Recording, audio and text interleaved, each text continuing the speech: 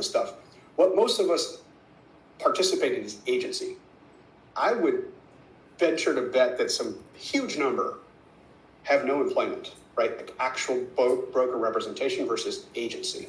So that's the distinction, and that's the opportunity, guys. I completely agree with you. And, as I saw the negativity, I actually have a lot of empathy because when we sent out that email on Friday that came out from my personal email, I got hundreds of very terrified people, and rightfully so. Like the rug being pulled, I feel blindsided. Like these are the actual phrases people used with me over the weekend. And so like, I'm actually excited because I want to put my arms around you guys. It's going to be okay, right? Market shifts. I think it's value proposition, it's phraseology, it's how we show up. We do it for listings. We've not once argued about this for a listing. We're just adding the exact same value proposition to the buyer, which, by the way, is twice as hard. NAR stats say it's about 40 hours to do a listing, but it's 80 hours to do a buyer. I'm very confident asking to be fairly compensated if you want me to put you in my car for, 6 to 8 months and consume my gas and do everything else. And if you don't want to do that, fine. It's going to be, flat fee plus $50 a showing plus $2,500 deposit. We're going to see it all. And at the end of the day, we're going to see what's efficient because it's capitalism. Awesome. So Veronica, I'm going to start this question off with you, and then we can just go around the fire here. A buyer calls in, right? You, as much as anybody, work with companies like Zillow, and obviously they're great partners for many of us on here, and there's tons of other amazing companies out there like it. So you get a buyer who calls in and it's like, hey, Veronica, I want to go see 123 Main Street. Traditionally, first thing we do, Zillow obviously has proven this model of ALM, appointment. ALM, yes, right? Just get the appointment and go, basically. We call these go and show appointments. Like, how does that change? How do you see that changing for your team and just the industry as a whole? Because now it is required before we show a single home that we have a buyer representation agreement in place. So how does that change? Yeah, I mean, I think it's still all very new for us.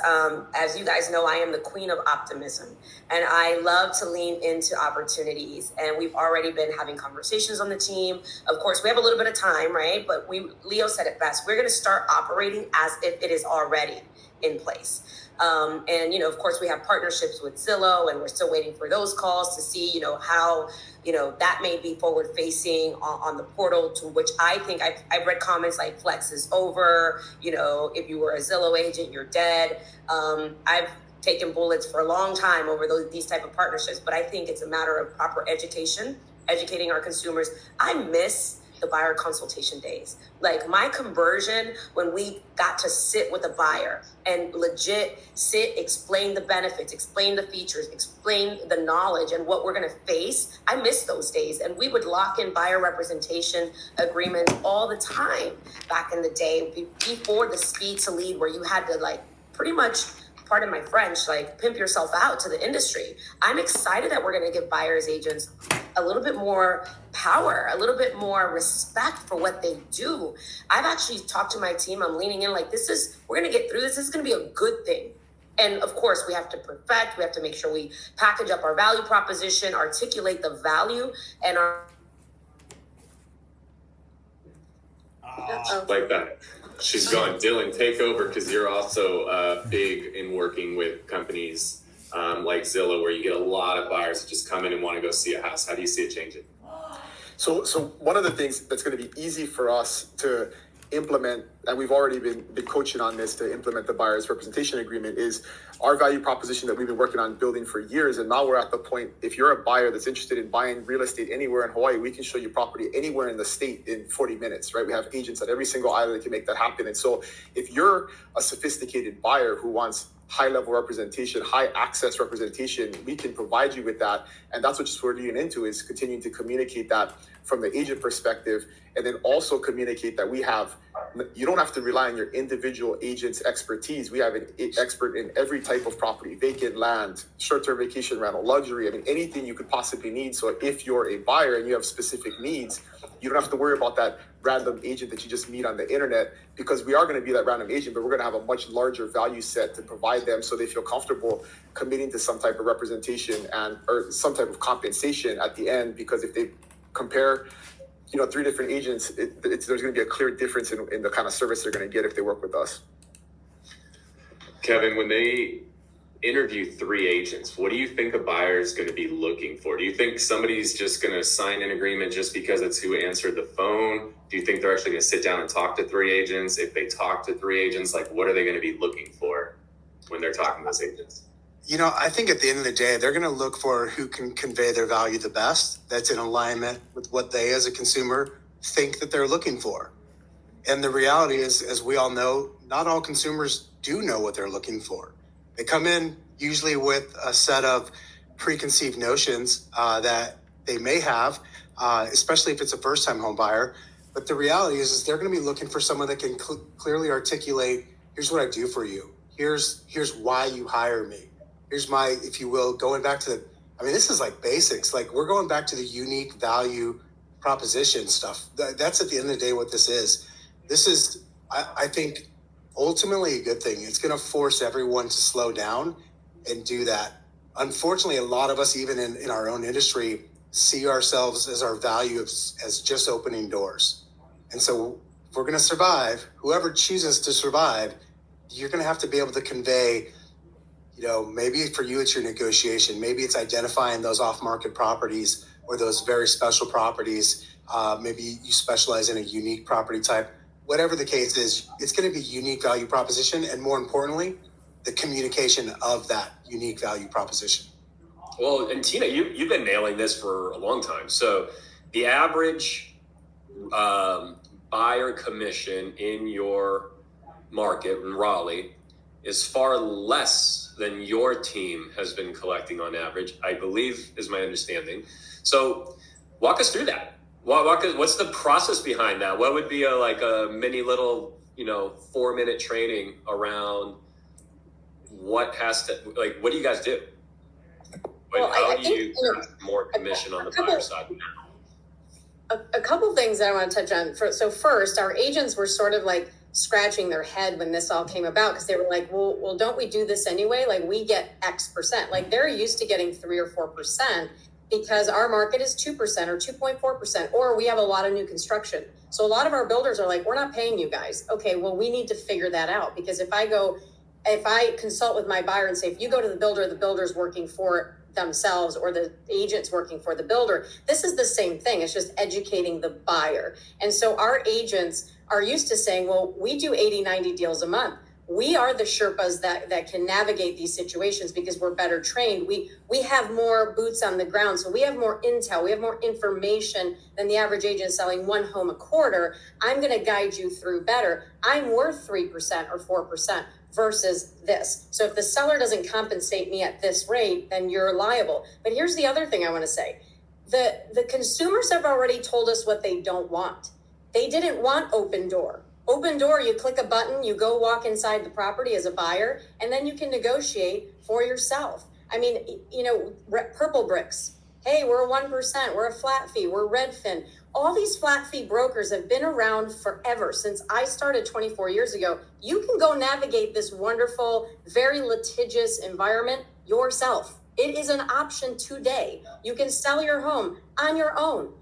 But the consumers are telling us what they want, and they want us. But they're just going to say, I want you to be better. I want you to be better. So I think that it's when we sit down with our agents, Dan, back to your original question, it's what is your buyer presentation? Here's the value that I contribute to you. And here's post value. Here's after the transaction's complete. I think a lot of us forget that the relationship starts after we close. What am I going to do as a service after? Here's how I'm going to connect with you after. Here's how I'm going to update you on your whatever happens after. So I think it's, again, just thinking about that concierge service. I know I'm worth X% more than a brand new agent or more than a seasoned agent that sells 3 or 4 homes a year. I'm worth that. So I think this is a mindset problem more so than a big industry problem.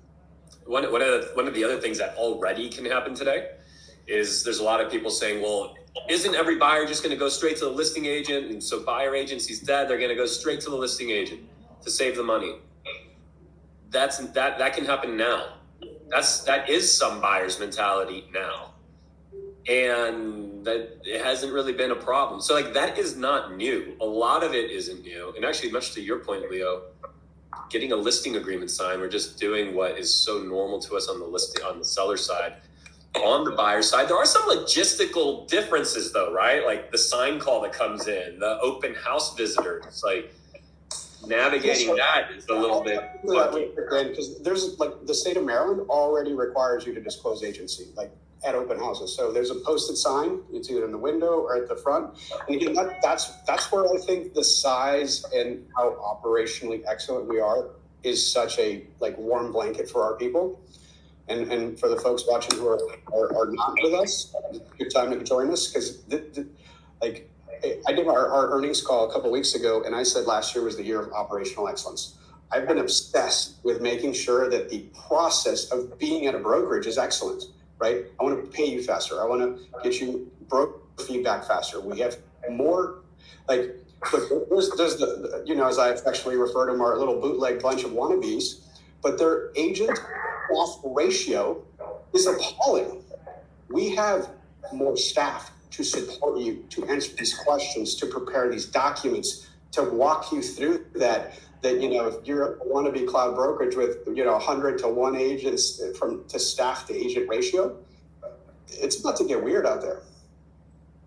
Can I make a comment? I wanted to add, you know, one of the things that I hear both on this call and around the globe all the time is this conversation about value proposition. And I agree, but I think we need to go a little bit deeper into that. And I want to say, because a lot of agents like, well, what does that really mean? And so for me, the thing I want to make sure agents listening to this call understand is the new value proposition is customer experience, right? And customer experience is all about communication. It's about understanding your contracts. It's about being a resource. It's about understanding the details of the marketplace. It's about providing education.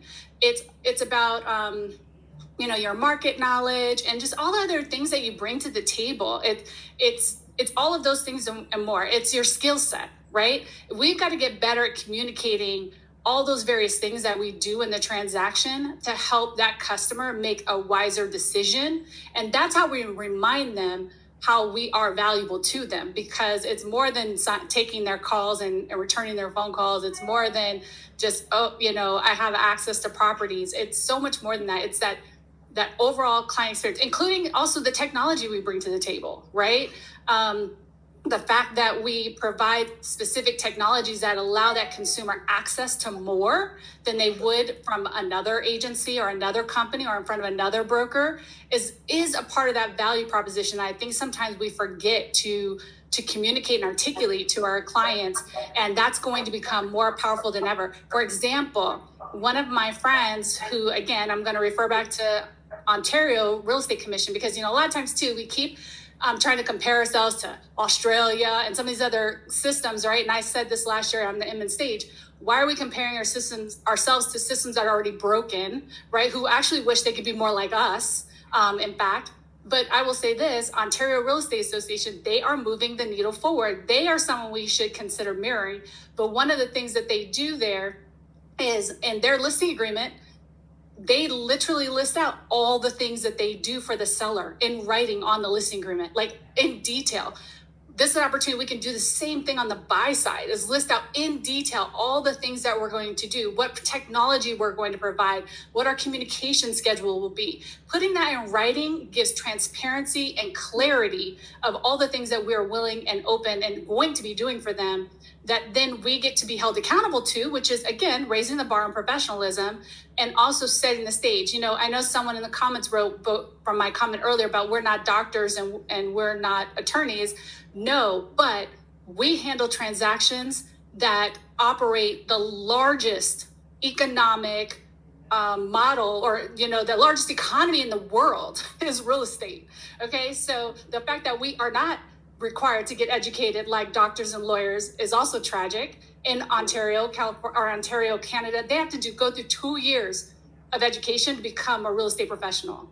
Their membership dues and their annual fees are closer to $5,000 a year, as opposed to in Florida, it's about $1,000 a year. I mean, it's significantly different to raise that bar. So and again, I'm not trying to compare us to doctors and lawyers from that perspective. I'm just saying what we do matters. It's important and requires professionalism. So that's the point I'm making in that. But I think, getting more detailed about the customer experience is going to be key going forward, and providing as team leaders too, that cascading effect of customer experience too is going to be important as well, and broker. I love the doctor lawyer thing. I don't know who's averse to it. Actually, the way I built my career in the early days, just to wire myself differently, is as I looked at the various things that realtors would do, which your natural inclination at first is, well, that's what the person in my office is doing. Maybe I'll do it. Was I would filter it first through this one question: would a CPA, doctor, or attorney do what I'm about to do? Would a CPA, doctor, or attorney send out like cookie recipes? And I'm not saying cookie recipes are bad, and plenty of great careers have been made on cookie recipes. But for me, it was just simply a line I drew in which I started to say, like, I'm going to behave like that much more professionalized industry. In fact, my entire home selling workshop is anchored around, the psychology of my workshop is anchored around the amateur nature of how easy it is to get licensed, et cetera. And so it still might be easy to get licensed, but we are going to have to do a ton of education once already inside. And we as an industry have to decide, like, I think if I would have gone to a major Facebook group a week ago and said, hey, should we become more professional? Everyone would have been like, yes, yes, yes, yes. I would have gotten 3,000 comments saying yes. Now everyone's worried about the fact that we have to get more professional. I think everyone should be really happy about it if you meant what you said in the past. Right. And to the practical thing that we need to implement, agents that are listening to implement in regard to Kendall and Dan's comments are, what are you doing to communicate your value proposition? Because you can do it one-to-one and you have to be able to do that at a table across from a buyer. But if you're not reinforcing your value proposition by displaying it on social media, online, in your blog, on YouTube, you're missing the boat in terms of that's the first thing somebody's going to do is you do a consultation with somebody. They're going to go look you up online. And if you have nothing online that reinforces what you just told them or expands on what you just told them, you're going to be at a disadvantage against the people who do. So really think hard about that. If you don't like being on video and you don't like being on social media, you're going to put yourself at a huge disadvantage, because the people who are smart are going to instantly go to Instagram or to YouTube and see, are you who you say you are? Do you have reviews? Do you have interviews with past clients that are reinforcing what you're claiming is your value prop? And so really focusing on that, and you got to evaluate that as being part of your business. Now, we have a couple technical questions I want to get out. One related to VA. Another, Leo, I don't know if perhaps someone else on the call has the answer to this. Maybe you, Kendall. By the way, if you didn't know, Kendall is also an attorney. Is or were? What's accurate? Which one is? I will never give up my license if I can help it. And so, Leo, I'm curious here. When we're looking at the open house visitors, the sign calls, and you might not have the answer yet, but I'm curious, when they say that we're going to have agency to be able to show those homes, right, or to entertain that showing from that sign call, what kind of agency? Yeah, because there's a very big difference between agency to show that one house to that one person in that one moment, or exclusive agency. Yeah, a couple things. Let me hit the VA first. So I literally have a voicemail into the director of the VA because I happen to know him, and there could be very clear clarity, right? Like the language we're going to actually encourage starting tomorrow, and I didn't even put it. I didn't edit it because I showed you what we've been using for years and years. But when you ask for that concession, I would encourage you to say seller to pay eXp Realty X% on a successful transaction or flat or dollar amount. Because I would argue to an underwriter under the VA guidelines today that that's what they do. I'm not asking for seller credit to the buyer side of the closing statement, the settlement statement. I'm saying the sellers to pay eXp Realty, because that's what happens right now.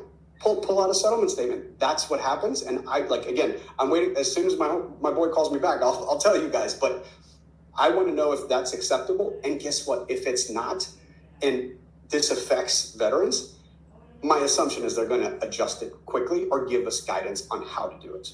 And then the second question was, Dan? that what kind of agency, right? Whether for the open house visitor, for the sign call, what's the requirement? Because there's different So types. what we're actually drafting as we speak, and these are the three that popped into my head over the weekend, and I'm open to, what's really cool is the feedback loop, right? Like, I love how flat the organization is. I don't think people understand how engaged we all are in leadership with the agents out in the field who have direct access to us. But what I dreamt up over the weekend, and I'm feeling free for feedback, is 3 low, medium, high level of commitment. Like, for a lot of you are in the Zillow Flex Mastermind I run with you guys. Like, that is the lowest level of commitment because it's speed to lead and speed to appointment. That's actually how you're all graded. That needs to be a one property, expires at close of business. That could be a different fee than if you're schlepping them around town and spending your money and putting them gas, all that stuff that comes with it. That's the, like, hey, blind date. We're not sure if either one of us are interested. The medium level of commitment, and again, I'm just putting on my listing agent hat on. In listing agency, you have an exclusive listing fee and you have an open listing agreement. 99.9 of us have been trained to use the exclusive, but like the folks that know how to do investor stuff really good, or like super high-end stuff, you do open listings, right? It's like, hey, if I find you a buyer, when you pay me, the way you do that is through an open listing that is not necessarily on the MLS. What I'm drafting is an open, like a non-exclusive buyer representation agreement where it could state, and again, my goal is to make these one-pagers and get them in your hands and get feedback and have you tell me what the buyer said in the field. But my guess is it's like there's that medium level, like, we're dating, but we're not married. Like, if I open 123 Main Street, I am compensated if you buy 123 Main Street. And then there's we're moving in together and having children, where it's 90 days, 6 months, and you're paying me if you buy any real estate, right? So again, this is unfolding in front of us. And again, you guys know me well. I geek out on this stuff and get excited because I see a ton of opportunity, guys. Yeah, I wanted to add this. I see this as, imagine a quilt, and what's happened is someone's pulled a string on the quilt, and as you pull a string, if you don't clip it and tie it up, the quilt begins to just completely unravel. And so what happens is what we've done is start to pull on the string of the quilt of the entire real estate industry. And as we go along, we're going to have to snip and tie up loose ends. And things like the VA buyers, things like agency are all going to be the things that we have to clip and tie up. So I do want to say this about agency. People have to understand that every state is different. In fact, dual agency is illegal, and I think about 8 states in the country, right? Like in my state in Florida, we don't have dual agency. It's illegal. We have what's called transaction brokerage. So we don't have buyer representation agreements. We have buyer brokerage agreements. And all of these things matter because what state you're in also has its own rules in addition to the rules that we all have to get to enjoy that are set by, the code of ethics, the MLS, and any federal rules that we're dealing with. So we have that added layer. I know that people, for example, I saw in a comment, someone said, well, in North Carolina, you aren't allowed to talk about commissions in your contracts. Same in Florida. Well, guess what? That's one of those string pullers that we're going to have to snip and retie because we have to clean up and fix those changes that are now going to be as a result of the unraveling of what's happened with our industry through this experience. Again, a lot of uncertainty, but that's not a bad thing. This allows us an opportunity to chart the course, to step out, like I said, in leadership, and to be able to start to educate and message in a way that's comprehensive, that's collaborative. And I will say this too about cooperation. It is still in our best interest as real estate professionals to cooperate. It's no longer cooperation as regards to our commissions being tied to one another, because we can, listing agents will still be able to offer compensation to buyer's agents under this new rule change. They just cannot state it in the MLS anymore, right? So this allows for a savvy marketing agent. Like I think about Dan Beer, he's one of the agents out there, leaders in the marketing space that I always pay attention to what he's doing. He's going to get real savvy with this about how he can market his listings to buyer's agents and to buyers now that there's these new, and I almost say it's almost like the chains are off, because there's some freedom here now that allows us to get more creative with our marketing that we didn't have before. So I just want to put that out there. This doesn't have to all be bad thing. On that same vein, guys, I'm back. Sorry, but I had to do it through my phone. I love that you're saying that. And someone like Dan Beer and Kyle, right? They are definitely marketing whizzes, right? But I think what's really cool is that the way everyone's spinning this is so negative. Where Tina and I, we were talking about listings, right? I saw your message come through. Like, can we talk about how we approach the seller? There's going to be sellers who are going to say, "Hey, I don't have to pay buyer compensation," right? And either we pre-negotiate the compensation to the buyer, or we simply say, "Hey, this is my fee, but I want to open your mind to the power of buyer compensation." And whether we pre-negotiate it or not, we're at least telling them or reminding them the power of buyer agency, and let the buyer's agent let us know what their fee is, where we don't have to be the one to disclose or state what that fee is. We just have to prepare our sellers and arm them with the power of compensation and the maximum exposure, right?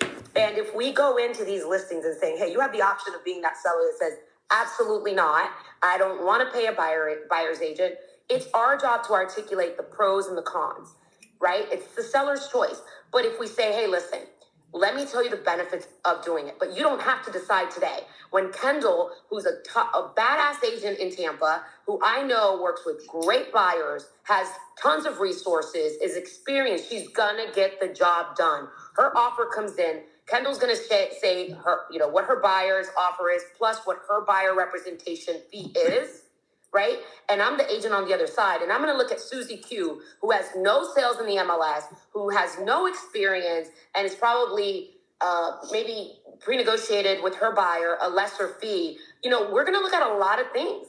We don't have to settle anymore for how we were locked in before. So I think this is a huge opportunity for us to think about this differently. We still should go into listing agreements with an open mind, letting sellers know what their options are, because consumers should have options. But we, like you said, we're their Sherpa, right? But don't lock yourself into pre-negotiating, what you think the buyer's agent should get paid. Let's have an open mind and let's navigate this with our sellers and educate them. And let's collaborate with the buyer's agents. But I think it's going to really determine who you start working with. Like, how we compensate the buyer's agent is going to be also how strong that buyer's agent can articulate to the listing agent and to the seller why they should pick their offer. Well, and what you're really highlighting for me, Veronica, and I kind of had like this, so I don't know, it seems obvious as soon as I'm going to say it right now, but it wasn't, is that at the core of it, you just made me realize, we always talk about relationships, agent-to-agent relationships and how important they are. Well, they've always been important. At the end of the day, you were going to get paid what you were going to get paid. They might be more important now than ever. Like the actual relationships of agents and what's likely to be, and it's not our wish for it to be, but just likely to be. It's going to be a smaller industry. And I only say that because you read the negative comments. I mean, look at the attitudes on here. You've clearly chosen that it's going to be a certain way for you. When people are just in pure, all negativity, they've chosen that they're probably going to do something else. And so the agents that remain, the relationships are going to be so darn important more than ever. It's going to make our old comments of relationships look like a joke compared to what they'll need to be now. So just a quick observation on that. One more observation I'll throw out, and then I'll turn it back over, is, there's people there's some brilliant minds on here. Academically, definitely far more than mine. Where I excel is just in really envisioning kind of what's it going to actually just simply be like. And I'm picturing these buyers who are going from property to property, from sign call to sign call, from open house to open house. And at the end of the day, I'm not sure that buyers are really the sane ones are going to want like 15, 20 different agreements with 15 and 20 different agents that now are all blowing up their phones and texting them. It's a disaster for them, this actually moves the buyer towards saying, hey, I actually really need to choose an agent the way a seller does today. And I like that. Yeah, Well, I mean, Dan- I think. Oh, go ahead. Oh, just really fast, Tina. I was just going to say, to Veronica's point earlier and to your point, Dan, we're going to have choices to make that we may not have thought about previously, which is when you have a seller who's refusing to do all the things required to market their property to the highest level, we'll have a choice on whether to work with them or not, right? And you'll have to decide if that's what you want to do. Same with working with buyers who are going to say, hey, I'm you know, I only want, whatever they want, right? We're going to have choices that we need to make. But I do think this, as a practical reminder to agents, pick up the phone and call the listing agent, ask them ahead of time. That's really the difference. Is before we could go online and look it up. Now we're just going to have to make a phone call, add that phone call into your process. So that way, ahead of time what you're up against in terms of the negotiations for compensation, so you can inform your buyer so they know going into a home what that's going to look like as well. It's just about being educated and on top of that and then communicating it. Tina, why don't you go ahead and then John will come to you. Yeah, I was just going to say, same thing. Like when you think about the markets, and all of you have been in the market a long time, they're cyclical, right? So we have cycles. And so it's a supply and demand thing. So for my sellers, it's like I really have to look at all the pieces. If you're in a VA FHA market and you say, I'm not paying a commission and 90% of your buyers are VA, that is a terrible strategy. And I remember when my sellers had to offer 4 and 5% commission to the buy side transaction because we were looking to compensate the buyer more, to bring the buyers and have the buyers subconsciously, buyer agent, talk nicely about our properties. And if they're looking at 3 different properties, subconsciously want to sell our property more. I mean, there's so many factors. That's why nobody knows exactly what's going to happen. But you guys got to stay nimble and look at supply and demand. And that will help us navigate the seller and buyer conversation. Because if I have an unrepresented buyer, and like V said, and I've got this kick-ass agent and I've got to take this buyer unrepresented through this contract, I don't know that that's the best answer for my seller. So I'd rather them pay a commission and have a Sherpa on the other end. Well, how many times, and for me a week ago, how many times have you been at a listing appointment and you get to compensation, which by the way, they never had to pay any amount, okay? They never had to pay any percent ever. But you get to the point where you're working through the compensation and you're describing how much of the compensation in the old system was going to go to the buyer's agent through the MLS. And I don't know if any of you have ever had this experience where if it were where the actual seller is saying like, hey, well, is that enough for them? Like, should we offer them more? Should we entice more agent? Like, will I be at a disadvantage if we only offer Y instead of X? I've gotten that question a lot of times. This sell, like, that's what we have to be. That's what a lot of the calm is built around, is just realizing that, like, on the other side of this thing is probably a relatively intelligent human being also. Hey, Dan, and to that same point, I do want to echo, like, hey, even if you're a new agent, you should definitely have a a good standard as far as what your worth is.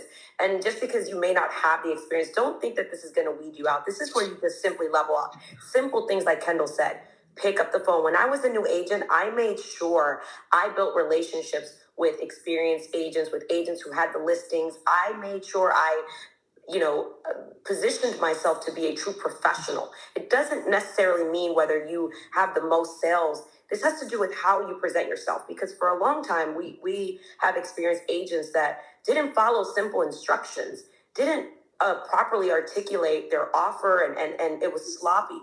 New agents, you still have an opportunity to be a successful agent and know your worth and be paid what you're worth. I simply am saying, show up like a true professional, make sure that you stand out, get out of the people pile, and you're going to be fine. Follow the lead of these leaders here and the people in your office, and leverage the mentors and your brokers and the people who are your coaches. But just make sure you show up like a true professional. Cool. Yeah, I want to jump in here. John, I'd love to have you chime in a little bit, because I know one of the things that's really important is bringing things to the table that others don't have. And we're all obviously here part of one brokerage, all coming together, right? We put the One Big Fire slogan on here. There's a whole bunch of us that all have these fires burning, we bring them together. We're so strong when we're together, and we all have this one unified message. But there's something that we have access to, all being a part of EXP, that literally no other brokerage can compete with. And it's a huge USP that I know we're focusing on our team internally. But I'd love for you to share that. I know some of the people on here are with EXP, some people are not with EXP. So whether you're with us or not, I think this is something that you should talk to your brokerage about if they don't already have something like this. But if you're with EXP, maybe you didn't even know this existed. Now you're going to know this existed, and it's a huge USP that you want to leverage moving forward to separate yourself from the competition. Go for it, John. Yeah, audio okay, Kyle? Can you hear me? Yeah. Right? Yeah, so it's super simple, right? Buyers do not want a buyer's agent. They want houses. That's what they're looking for, right? And so if you can provide them houses that nobody else can provide, that's a gigantic advantage, right? So if I've got all the houses and literally access to hundreds of homes in Phoenix and in San Diego where I operate that no one else has access to, that is extremely powerful and compelling. And we've got all kind of other cool buyer USPs we use to differentiate ourselves against other agents. But the one that matters the most, 10 out of 10 times, is, hey, so are you interested in seeing homes that, all the homes that are for sale, or do you just want to see the ones that are on Zillow? Like, that question always gets the same answer, right? Well, I want to see all the homes that are available. Got it. Well, we have access to hundreds of off-market properties. Do you have a little bit of time to sit down right now and chat about what you're looking for in a home? Yeah, sure. I'm looking for this, that, and the other thing. And then we show them all the different ways that we find off-market homes. And I want to talk about one of those in particular, the easiest way by far to find off-market properties. And I'm going to share my screen because it's easier to look at than to talk about. Make sure this works here. Here we go. Zenlist. So Zenlist is just a platform that allows you to post properties on it. And EXP has a free account with everybody at EXP gets this for free. And we're allowed to post on Zenlist all of our properties before they go to market. And this is totally legal. It complies to clear cooperation, which is probably going away at some point. But what's great about us is we can put all of our listings that are coming soon before they ever hit the MLS. So like here's Phoenix, for example, one of the markets I operate in. And you can see there's like 80 or so houses that are currently available, and they're all exclusive properties. And this is a search, you can go in there and search by bedrooms, bathrooms, any other thing you want. And you can pull this up right in front of a client and go, hey, look, all these houses, you cannot find these on Zillow. These do not exist on MLS. I have them here in my phone, and I would love to show you these properties. And it's an incredible resource. But here's the key, is if I zoom back, you'll see that some areas like Idaho, not much going on. Idaho, that's just because the agents in Idaho at EXP are not currently there's no automatic thing that does this, right? Like we at EXP have to decide like right now, we're going to be savage about this. And so all the people in Phoenix are crushing it, getting all these people are getting all their listings on before everybody else. So like me and Lauren Rosen and Jen Wayner, a bunch of people in Phoenix have decided we're going to do this. And the more of us that use this, the better. So we've got a truly competitive advantage that's easy to use and that shows all the properties before everyone else can see them. It's a fantastic resource, really easy to use, and it's free. And I've created a post that I'll share on how we use off-market properties to differentiate ourselves. I call this the commission lawsuit kryptonite. So this is the way we beat it, which is we show that we have properties no one else has. And then in this video, about a third of the way through, I do a full-blown tutorial on Zenlist, how to list your properties, how to create searches, how to get notifications, all that stuff to make it really, really easy for you guys to get going on Zenlist, because it's a big mission of ours right now to get as many people as possible at EXP using Zenlist. And it's a truly competitive advantage because even though, let's say, Keller Williams has tons and tons of agents all over the place, they have a lot of different brokerages. So Keller Williams might have 10 different brokerages in Arizona. EXP is one brokerage. So we're allowed to share with everyone globally. And that's a truly unique competitive advantage that nobody else has. Let's dig into that competitive advantage a little bit further, you and Leo, both of you, because everyone might not fully understand that. Like, wait, can't anyone at any brokerage do that? So, like, why is it a distinct opportunity for EXP at its brokerage size? Can we let's go a little deeper there? Go ahead, Leo. I'll let you explain. Yeah, so let me address a couple things. So clear cooperation and compensation is the rule that governs what we put in the MLS. And intra-office is the operating word, intra-office, right? So to John's point, KW could have 10 offices and it's KW New Millennium or KW Sunshine Properties. Those are actually independent offices. We are one company. And the reason I was obsessed with getting this off the ground 12 months ago is because we're in a low inventory environment, and I truly wanted you guys to have the tools to meet all the sellers, right? Like the best case that I'm seeing across the countries, you have a landlord who's got 11 months left on the lease, and they can't actually enter that into the MLS. Like, according to the rules, it's not accessible within 24 hours. There's no photos. There's all the rules of, because, you know, I want to say, since we're talking about it, putting a property on the MLS is the highest form of marketing, the most eyeballs, the best price. But there are real use cases every day where the seller is not a fit for the MLS, and we just needed to have one more tool for you guys.